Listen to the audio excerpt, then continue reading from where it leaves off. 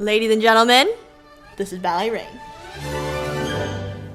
So as ballet dancers, we kind of blur the lines between athlete and artist. And so it comes as no surprise that a huge part of our job is not only to dance well, but also to immerse our audience in the ballet, the world, and the story. And so, as your most trusted, very favorite ballet nerds on the internet, we have collected quite a few of these moments that are so incredibly real and moving that you would completely forget is even a ballet. It's been a while since we've had another installment to the Addictive Ballet Moments series. So today we're going to be showing you some of our favorite ballet acting moments that may have probably definitely given us chills, made us cry, and otherwise are just too spellbinding not to share with y'all. If you are ready to have your heart just ascend to the heavens or be completely emotionally devastated, then make sure you grab your tissues, tap the like button, and let's get into the video. All right, you guys, so we're so excited for this video because these moments, they give us life and kill us at the same time. Yeah, exactly, which is everything we want on a very, a very casual Monday morning. It's what keeps you alive, that combination of devastation and euphoria. Yeah, exactly. You need it. You need it. It's called balance, people. It's called balance. The first moment that we're going to be sharing with you guys is from the ballet Swan Lake, specifically the American Ballet Theater's production of Swan Lake. The dancers are Jillian Murphy and Angel Corella. I believe Jillian just recently retired. Actually, at the time of filming anyway, is July. She retired this summer, which is, I mean, she was a legend, you guys. Yeah. Honestly, one of the greatest dancers ever. I know, for real. We love her so much. Jillian, if you're watching, we are humongous fans, forever and always. We're here to fangirl over you. We are absolutely here to fangirl over you. But anyway, this is Jillian and Angel Corella. Oh my god. Both were principals at the American Ballet Theater. Both are absolutely stunning, not just dancers, but actors. For sure. As well, which is, I mean, a deadly combination. Let's be real. This moment, okay, we're starting with a really tragic one, you guys. Yeah, we're sorry. We're launching you, we're plunging you headlong, violently into the depths of emotional trauma. This moment is special. It comes at the very, very end of the ballet. It's the final scene, and it's kind of, you know, obviously everything that happens in the ballet. If you know Swan Lake, if you don't know Swan Lake, watch the video. We explain it here. And ABT, if you don't know, they have the tragic ending of Swan Lake, where Odette and Siegfried both commit suicide in the Enchanted Lake of Tears. And so that's where this moment takes place. It is their final moment, basically, before obviously they reunite in the afterlife, which is glorious in itself.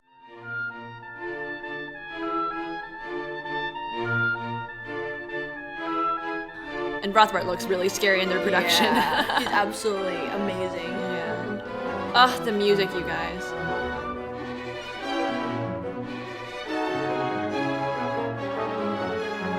She's already saying, I'm going to die. But like, she's already made her decision, you know what I mean? Yeah.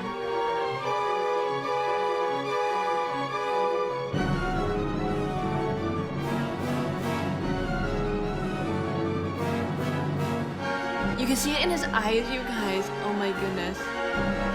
She said, I'm going to die. And like, he doesn't want her to, you know? No one wants. He wants to break the spell, and he wants them to end up together, but she knows that there's no other way. Yeah, there's no other way. He's been unfaithful. He broke his promise. There's nothing left for her but death in the most tragic way. Oh my god. Oh, just the rawness of them both together. Oh. Ah! He looks genuinely scared there, and Rothbart is brilliant here as well. Oh my god. Here's the moment, you guys. Here it is.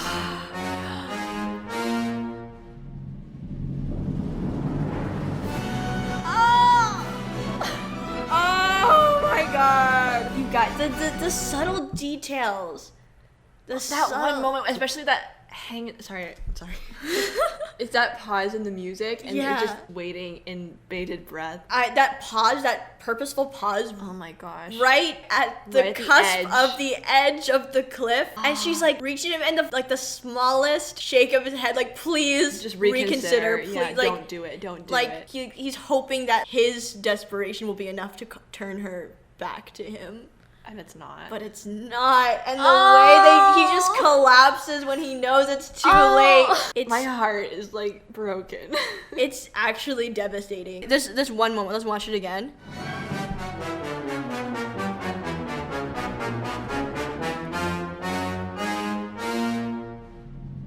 Like the retard on it with the music, you hear the bum bum bum, like, and for a minute you think maybe she might change her mind. Yeah. And just this, it's so just. It's crushing. So raw. I've seen this scene 100 times from different productions, different dancers. I don't think I've seen anyone perform it quite like this, with the amount of emotional layering and depth. It gets me every time. If I wasn't trying to hold myself together for a video, I could be crying right now. I don't know if we can continue. Like, we could just stop the video here. Honestly. I'm wrecked. I'm sure y'all are wrecked. Show must go on. I keep telling myself. We'll take 5. We'll take 5. We'll see you in a second. We are back, you guys.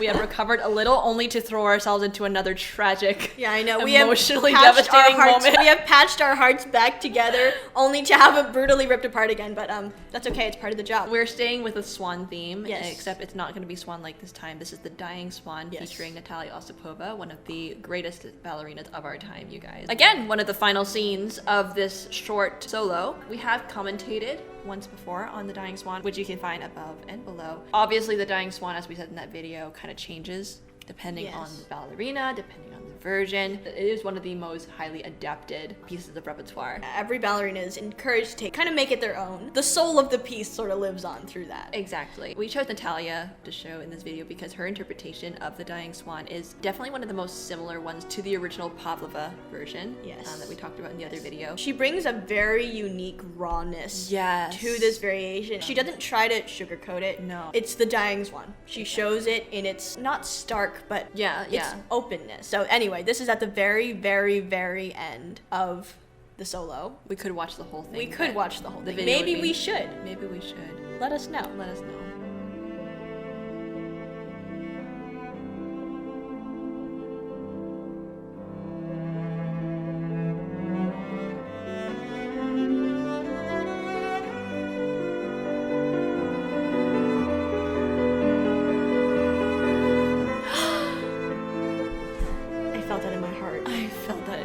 Soul.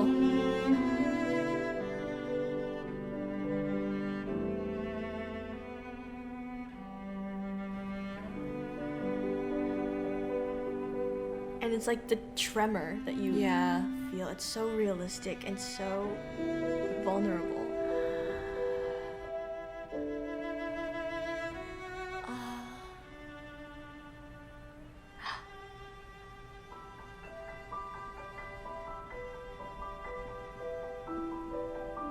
It looks like she's falling out of the sky.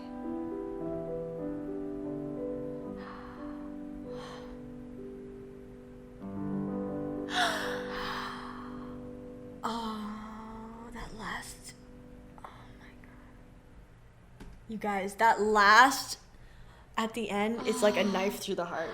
Oh my, it feels like your soul just got stabbed. Do you see what we mean, right? Like just the rawness, the like slight tremor as she like descends into that final pose. And classically, this is the final position for the solo. But at the very end, she comes up as one more push. One more fight. It's art. It's art, and not just for like the gracefulness of it, though it is. It's art because it's so human. And she doesn't hesitate to really go there. You know, and show the pain and the vulnerability all the way up to the very last second. That last second though. Oh my God. Oh emotional my God. chokehold. It's the way that she's not afraid to break the classical ballet lines. She's not afraid to completely break her elbows this way. She's not afraid to let her head and arms go completely slack and to kind of like just fling everything back and have that just desperation trying to stay alive. She's not afraid to let, you know, the hand and the fingers tremble. And that final pause, she really put the last breath in the Dying Swan. And she really made that not just an afterthought, she really made it a statement. Like this one pause before she descends for the final time. You can see there's like, it's just so subtle, but it hits. Like, you know, the moment has happened. And you're like, there it is. And everything else is just the inevitability of it. It's just the body settling into it. I'm gonna cry. I'm crying. Oh my God. You guys know Natalia Osipova is a master when it comes to this kind of artistic rawness. It just bleeds through every role that she does. Yeah, but she's a master at this. This one's also, again, on YouTube. Please don't take it down, YouTube. Don't strike it. Let it continue to bless generations. Yeah, I'm praying that, like, when aliens come and visit Earth or something, like, this is what they'll find. This is what they'll find. I'm hoping that this is, like, the representation they see of humanity. Like, this beauty, this authenticity. Maybe. I feel like this would be a good representative for, like, the human race. Oh my goodness. A stake through the heart. I'm not even joking. We'll take another 5 minutes. We'll be right back. We'll be right back. We are back, and we have another sad one. Oh my god! Don't worry, we have a couple of less sad ones coming soon, so just hang tight with us. You can make it. Stay with us. We won't give too much preamble about this, but this is basically, it's always the end scenes. The end scenes are designed to hit the hardest. Okay, this is the end of the ballet Giselle, and the dances we're featuring in this one are Svetlana Zakharova and Roberto Ballet. For the record, this is definitely one I have not gotten over since the first time I watched it, probably in 2014. Think baby ballet nerds. Baby Jordan and Eden just getting into ballet nerding, and this is probably the moment where we decided that Giselle is one of our favorite ballets okay, genuinely, I could not stop thinking about this the first time I watched it. And even now, I'll watch it and I'll go through like a week-long obsession with Giselle. Like, I'm not even joking. You'll see why in a second. Anyways, the ghosts have failed. Yes. To kill Albrecht, because just as they're about to, it turns dawn. Dawn is breaking, and so by Giselle's intervention, Albrecht has survived the night. So the Whaleys are going to be returning to their graves, because they always do when the bell chimes in the morning, and Albrecht is left alive.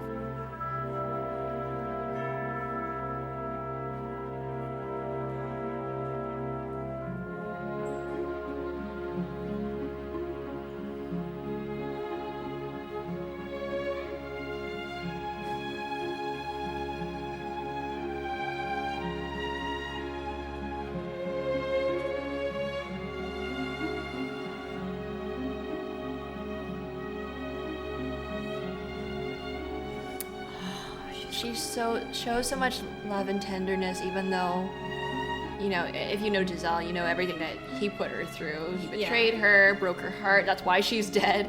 But she just shows so much gentleness, and it's just heartbreaking. That in itself is heartbreaking, and they portray this so well.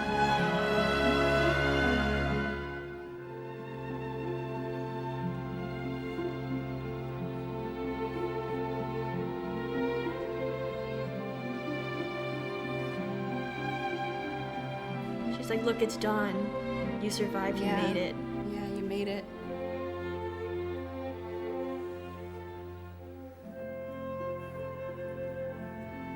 And it seems like it would be a victory because he survived. Yeah. But at the same time, he loses her for good. Yeah, she'll never return as a wheelie because she spared a man. Yeah, exactly. And so she's set free. She's set free, but in a tragic way, because he'll never really see her again. Yeah. And she won't ever see him. And so saving him was her final sort of act before she rests for, you know, eternity, I suppose. The music here, the way it just slows down to these final, quiet notes. The way he turns her there, she just floats. I love this lift. It looks like she's literally just floating. She's just draped over him very, very lightly because she's a ghost. She's weightless.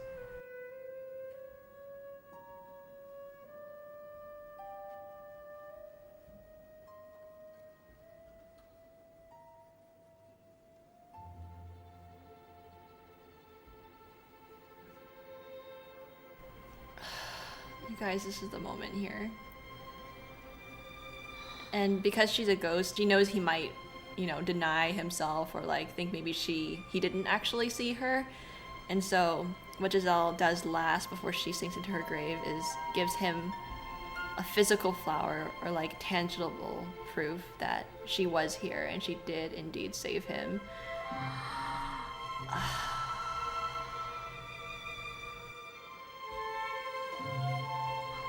Chills. It's chill. I have goosebumps.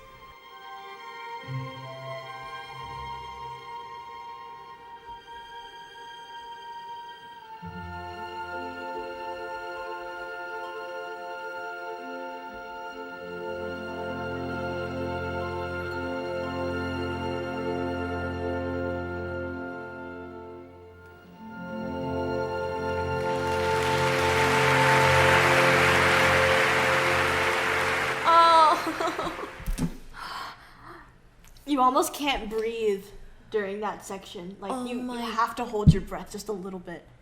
I don't think I breathed. That was painful. There's something so inherently beautiful, tragic, and creepy all at the same time of seeing her just like descend until all you see is her hands left, fingers, and then everything just slips away. Oh my goodness. This is what we're talking about, you guys. And some of the music kind of reminds us of Act 1.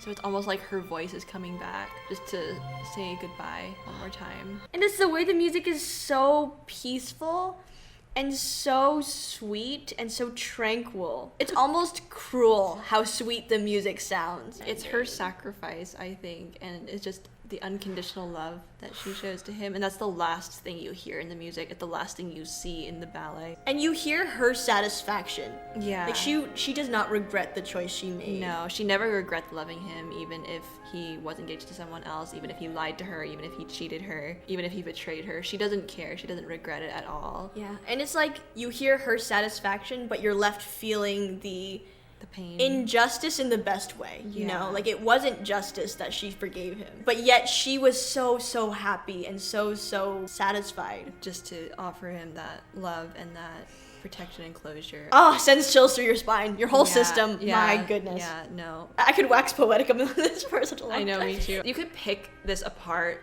for hours. Yeah. Like, we could talk about emotional themes, symbolism, and the music, and the choreography, and just like the deeper hidden meanings of everything, but it's so creepy, but in the most tragic, beautiful, painful way. Heart-rending way. Yeah, you guys, now that our hearts are officially ripped apart, you guys, I think they are beyond repair. 3 sad scenes in one, you guys. I'm so sorry. How are you still alive? How are you still here? If you're still here, make sure you tap the like button. Comment, I'm still here. And let's go on to number 4 before we become completely emotionally mushed.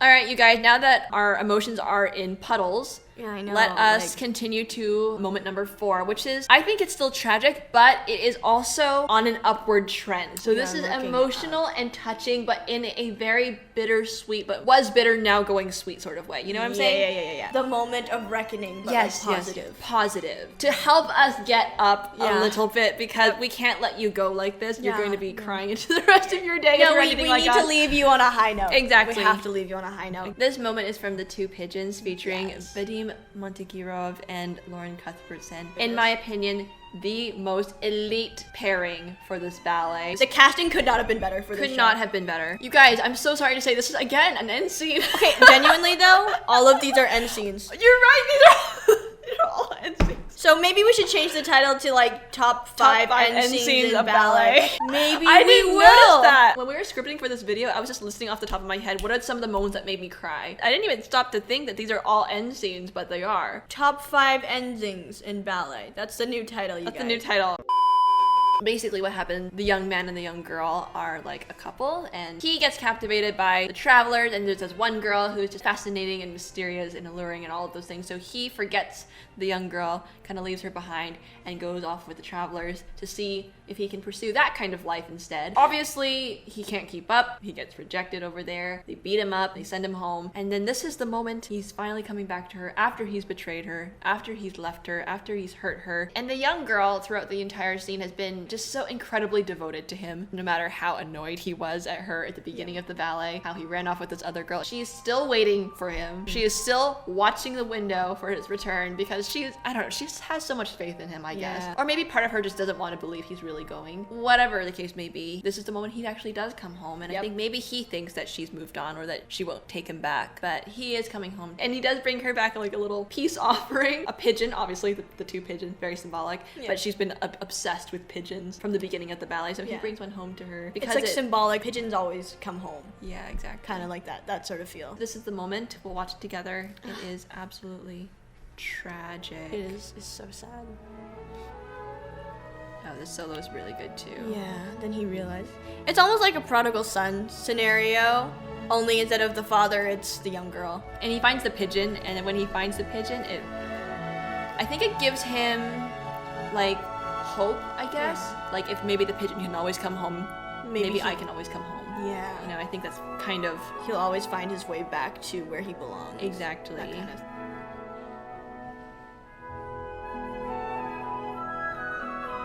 Here she is, still on the balcony, exactly where he left her. Still watching, still waiting. Still believing. Yeah, maybe hoping at the very least.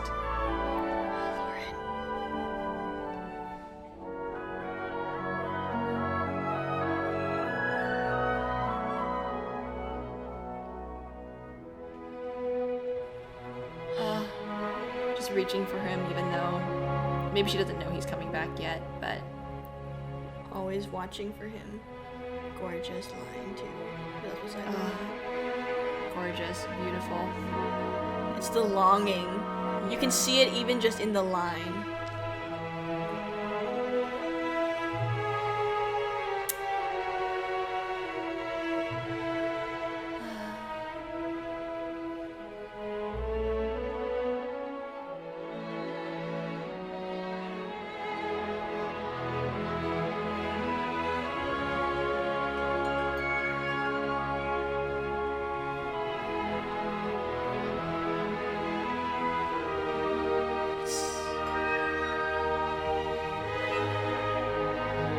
As you can see, there are all like pigeon motifs. Yeah. That they are sprinkled throughout the ballet as well, so it's kind of bringing everything full circle. And here it is.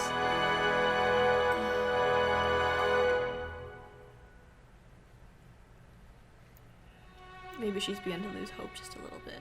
Yeah, for sure. And it's like the dying swan posture, only it's a pigeon. A pigeon. So tiny note there. Yeah. Here he comes. Here's the moment. You can almost hear the apology in his voice without him even saying anything. That moment she sees him, oh my goodness. She's like, oh, it's you.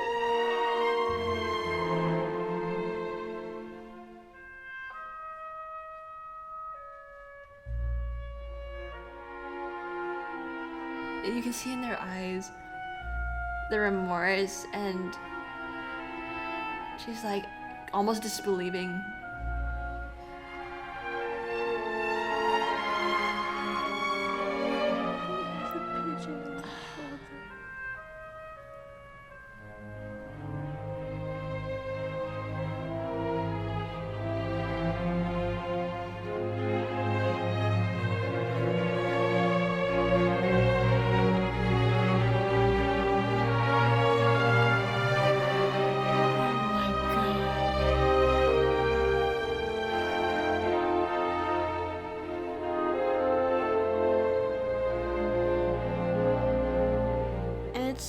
So nuanced because it's like she is so overjoyed that he's back, but at the same time, just so sometimes hurt. Now that things have resolved, it's like the pain is worse. It's like, why would you have done that? Like, I'm happy you're back, but also why? Yeah, it's the whole thing, you guys. It's the music, this really quiet theme. It almost sounds like a question. Like, oh, is she still here? Yeah. You know what I'm saying? And then he sees her there. And she sees him. Oh!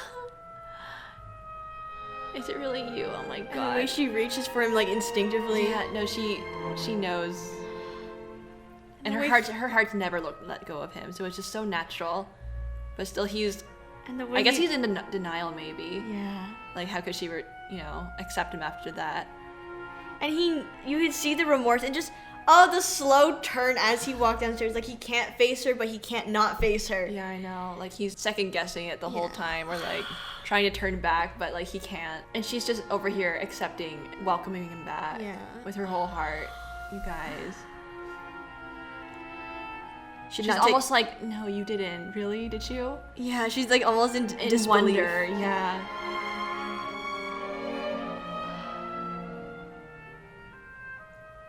Also, the pigeon deserves an Oscar.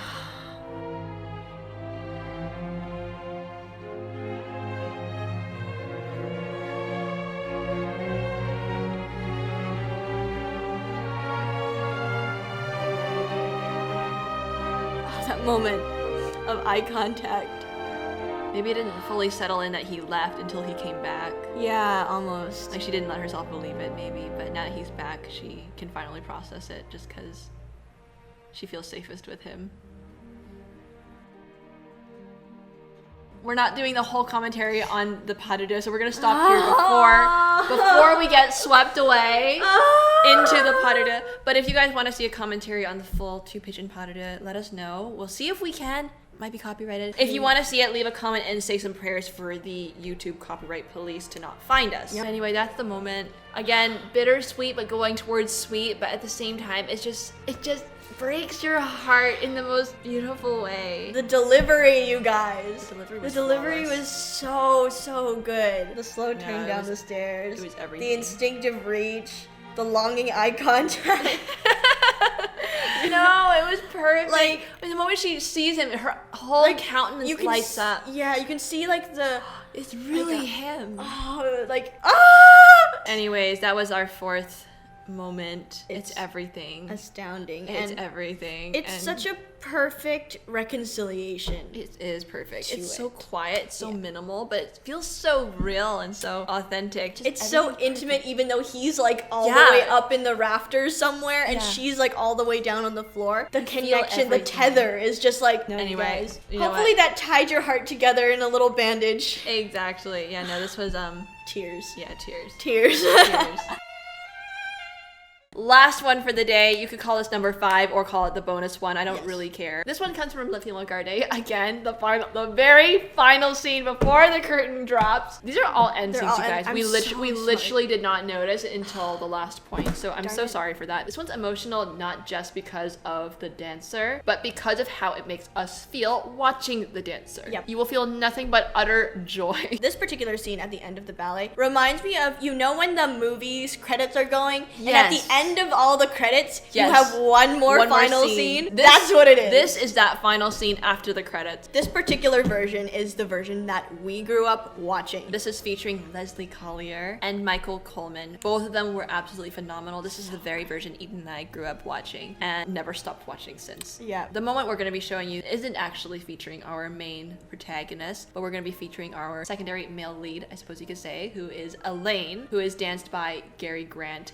He is absolutely incredible in the role of Elaine throughout the entire ballet. He is hilarious. Elaine is an icon, you guys. He's like low-key my spirit animal.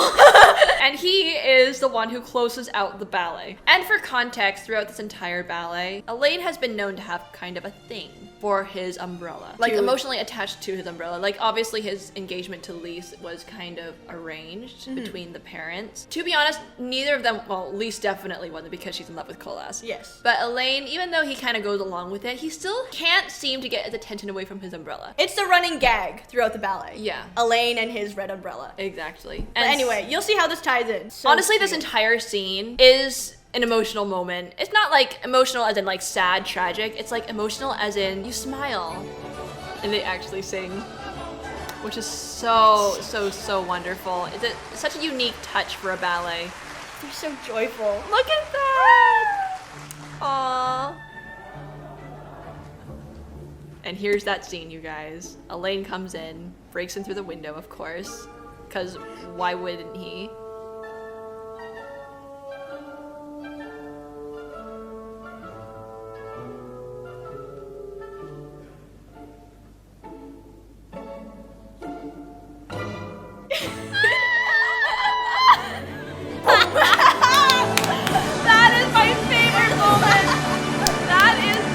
I would almost say that is an addictive moment there. That aggressive head bop. The aggressive hat bop was life. This will clear your skin and water your crops, you guys. And this will fold your laundry and dry clean your tux. Even though Elaine didn't get the girl. Even though he didn't get the girl, he got the one true love of his life. the red umbrella. It makes you happy for everybody. No one got like, left out, I think. Yep. Like we could have been happy just seeing Lise and Colas. Just that extra bit of closure that you didn't know you needed until you got it. Yep. Ashton, he knew how to wrap up this ballet just right. He knew how to tie in the loose ends. Exactly. And just the way it's delivered too. So good. It's so good. I could watch that all day. May you find the Elaine to your red umbrella. Yeah, may you find the umbrella to your Elaine. Oh, that made my whole day. That made my day. Now we can finally wrap it up. The emotional devastation has at least balanced. It's balanced, yes. It's about level. It's about level yeah, now, yeah. I'd say. Anyway.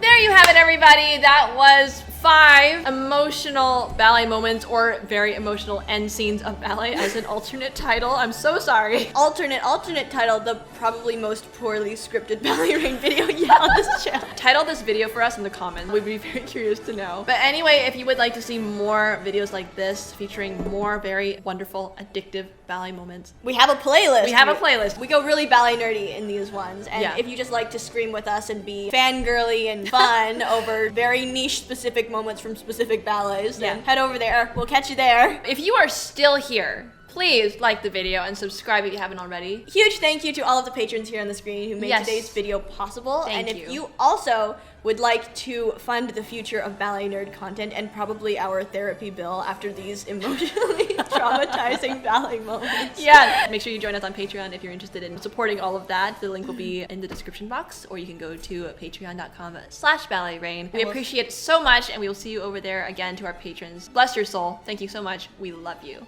And anyways, I think that is all from us for now. This is Ballet Rain signing off. Until the next video. Bye. I mean, you could say number 5, you could also say bonus, whatever. I don't really care. This one is going to be potato.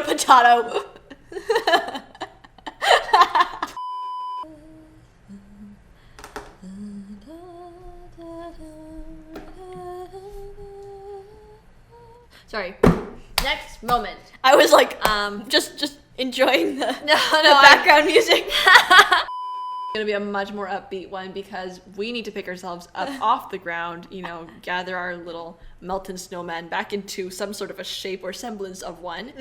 And so, did that even make sense? We need to, sorry.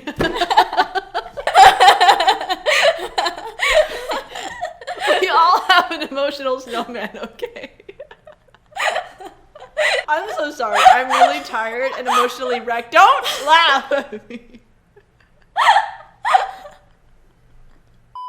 Why is it that we always film when we're like dead tired? Dead tired? I don't know. Would we be boring if we were not sleep deprived?